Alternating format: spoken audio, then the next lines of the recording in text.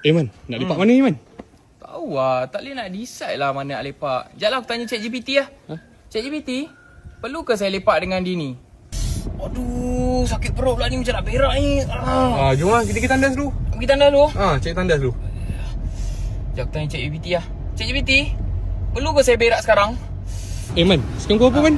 Kau apa? ChatGPT, Man. jam.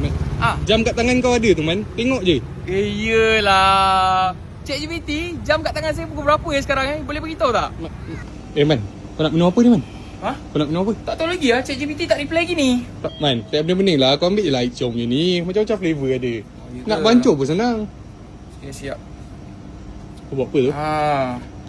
Hello ChatGPT, berdasarkan gambar yang saya send dekat awak ni, perlu ke saya minum air ni? Man, memang function air dia, Man, kan? Dia ada scratch and win lah dekat sini. Oh, ya? Ya. Sekejap aku try. Apa tu, Man? Tak ada apa-apa pun. Apa tu? Garudan menang.